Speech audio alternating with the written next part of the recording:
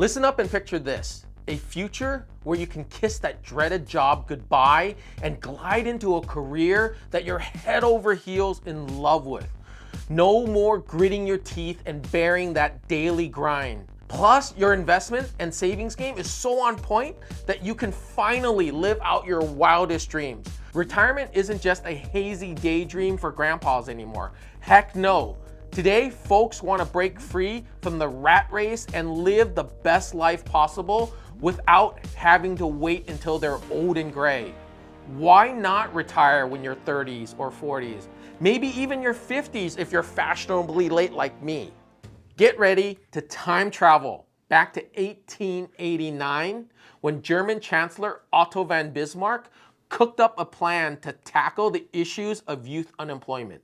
His solution basically was pay people to quit their job and enjoy the life of leisure starting at the age of 70, with the state picking up the tab. This idea was so popular that other countries adopted it too, with the retirement age eventually dropping to 65 in 1916. This was all well and good when the life expectancy was around the age of 50. But fast forward to present day, and the system is now starting to show its wrinkles. Longer lifespan means that the state has to support the retirees for longer periods of time, which can then put a strain on all its resources. Plus, studies have shown that retirement can actually lead to other problems like health issues, loneliness, reduction in mobility, and a lack of activity. In contrast, places like Okinawa, Japan, which has the highest number of centenarians in the world, prove that there are a lot more life to live beyond the traditional retirement age. In Okinawa, folks don't believe in retirement. Instead, they live by a word, ikigai, which basically means the reason for getting up in the morning. In contrast, Western culture sends us packing as soon as we hit retirement, leaving us with little reason to rise each day. We used to wake up in order to get to our jobs, but what happens when that job is gone? Retirement suddenly doesn't sound so glamorous anymore. Who wants to slog through their best years of their life only to finally enjoy life at the age of 70 when you have arthritis in the knee and other health issues?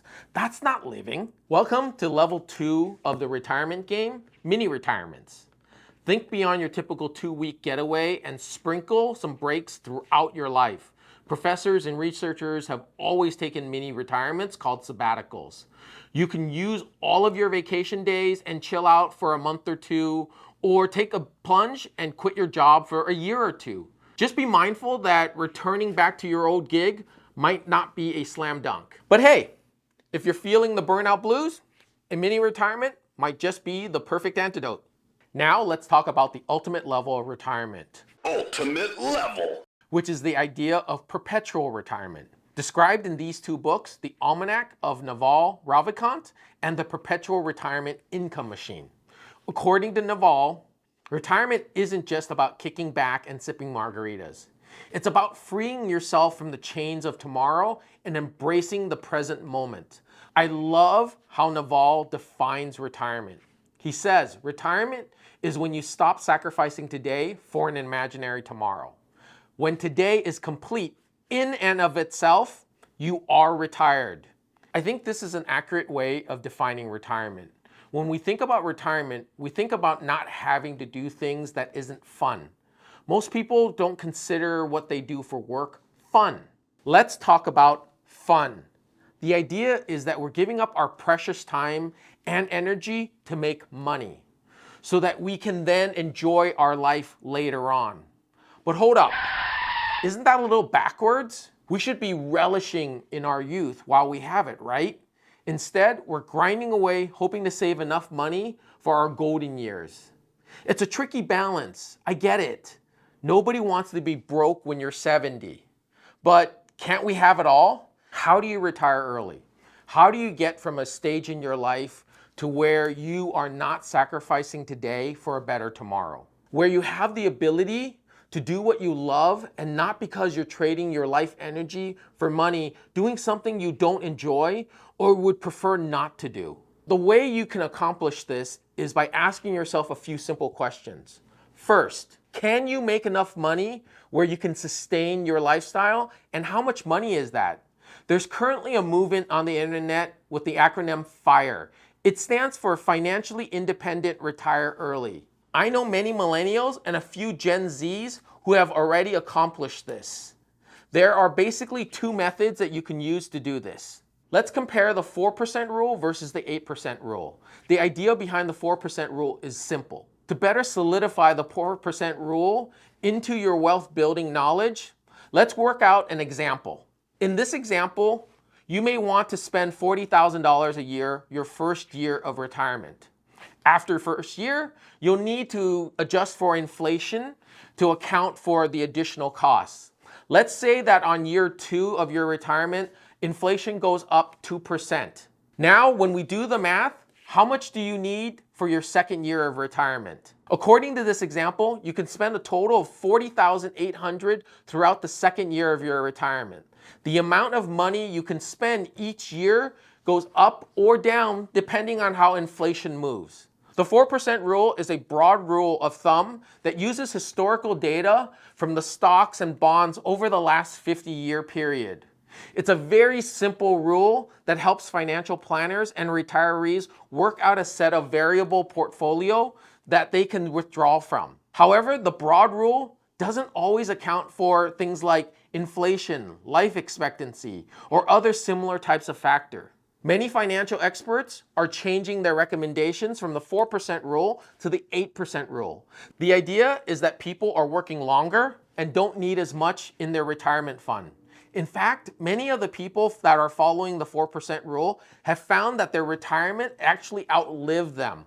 While this is great news for their beneficiaries, this means that the retirees may skimp out on a lot of what they really needed. Neither method is ideal for myself. My goal is to go with a mixed method. First, I want to make as much money as possible, preferably having a significant portion of it be a passive income. Second, I want to reduce my expenses. And third, I want to make sure that the work I do for active income is the work I really enjoy.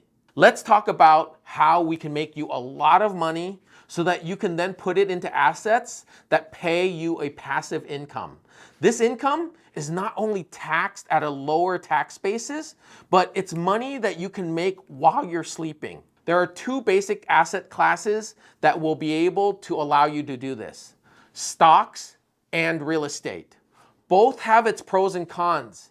Needless to say, you probably should do both. Then these asset classes will then create a cash flow that will allow you to invest more of your money. The hope is that if you do this long enough, your cash flow will pay for your lifestyles and your toys without dipping into the principal reserve. When you have built enough assets, you no longer need to work to make active income. Currently, I make my active income helping people buy and sell homes, as well as invest in their real estate portfolio.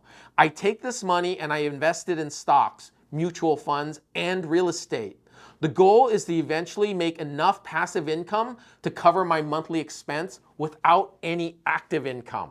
I'm also able to make money by creating YouTube videos like this and teaching others what I know about real estate investing.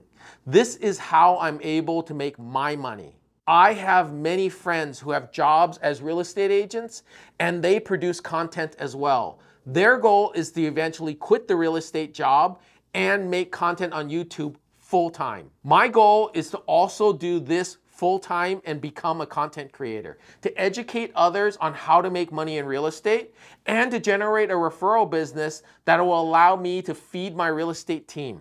Now, are you ready to unlock the secrets of generating income without lifting a finger? If you're itching to learn how to create passive income through real estate investment, contact me, use the link in the description below. I've already helped dozens of savvy investors build a virtual cash machine, earning anywhere between $2,000 to $11,000 a month from their real estate portfolio. By reinvesting their surplus cash flow into more properties each year, they're now paving the way for a blissful retirement in just a few short years. Lastly, looking to add some extra cash in your wallet?